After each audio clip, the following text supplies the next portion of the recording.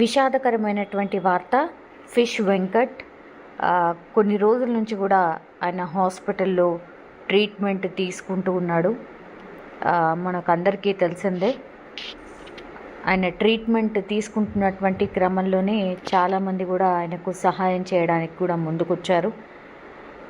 Actually ఈయన Telugu cinema ప్రేక్షకులను కావచ్చు, తన ప్రత్యేకమైనటువంటి ఒక తెలంగాణ పంచులతో అలరించాడు నటుడు ఫిష్ వెంకట్. చాలా రోజుల నుంచి కూడా ఆయన హాస్పిటల్లో ట్రీట్మెంట్ తీసుకుంటున్న విషయం కూడా మనందరికీ తెలిసిందే. అయితే కొద్దిసేపటి క్రితం ఫిష్ వెంకట్ కన్ను మూశారు. ఆయన కమెడియన్ గాను, విలన్ గాను చాలా చిత్రాల్లో మనకు కనిపించాడు కూడా. అయితే కొంతకాలంగా ఆయన కిడ్నీ సంబంధిత సమస్యలతో బాధపడుతూ ఉన్నారు. అంటే డయాలసిస్ తీసుకోవాల్సిన సిచ్యువేషన్ వచ్చింది. గత 4 ఏళ్ల నుంచి కూడా ఆయన డయాలసిస్ తీసుకుంటున్నారు.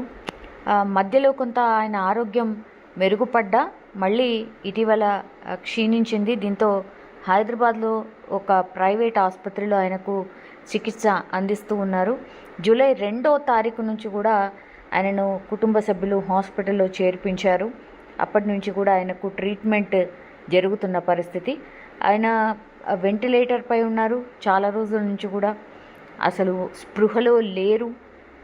గుర్తింపు శక్తి కూడా ఆయనకు లేకుండా పోయిందని కుటుంబ సభ్యులు కూడా కన్నీరు మున్నీరుగా విలపిస్తూ చెప్పినటువంటి పరిస్థితి. డాక్టర్ల ప్రకారం కావచ్చు, అండ్ డయాలసిస్ ఒక తాత్కాలిక పరిష్కారం మాత్రమే. శాశ్వతంగా ఆయన బతకాలన్నా, మళ్ళీ నార్మల్ మనిషి కావాలన్నా కూడా కిడ్నీ మార్పిడి అవసరం.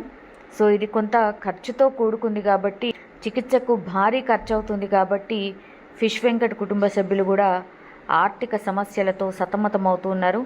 సో ఆర్థికంగా మమ్మల్ని ఆదుకోండి, మా నాన్నను లేకపోతే మా భర్తను బతికుంచుకుంటాము అంటూ కూడా ఫిష్ వెంకట్కి సంబంధించిన ఫ్యామిలీ మెంబర్స్ మాట్లాడినటువంటి పరిస్థితి.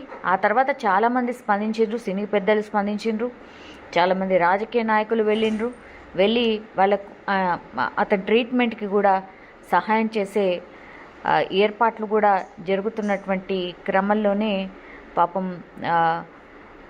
ఈరోజు ఆయన చనిపోయినటువంటి సిట్యుయేషన్ ఉంది. సినీ ప్రముఖులకు కావచ్చు, అభిమానులకు కావచ్చు, భావోద్వేగంగా వాళ్ళు విజ్ఞప్తి చేసింది విన్నారు. ఆ తర్వాత ఆయన ట్రీట్మెంట్ కోసం కూడా సహకరించారు. గతంలో కూడా వెంకట్కు గాంధీ ఆసుపత్రిలో కూడా ఉచిత వైద్యం కూడా అందింది.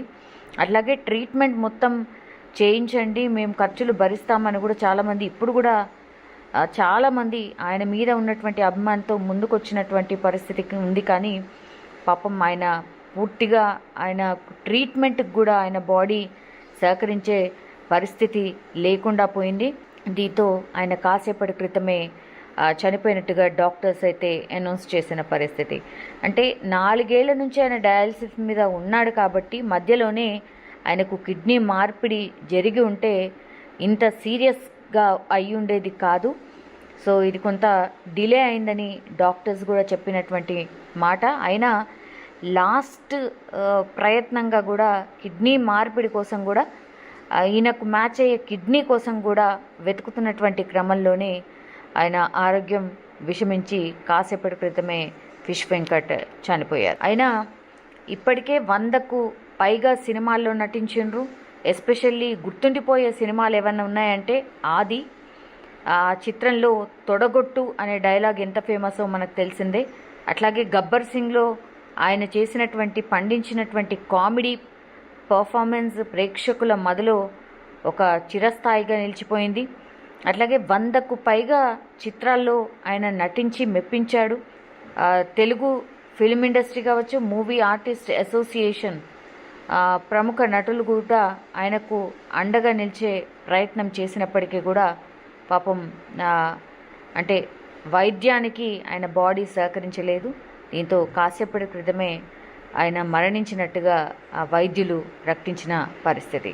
ఇండస్ట్రీకి ఇదొక తీరని లోటు అని చెప్పొచ్చు.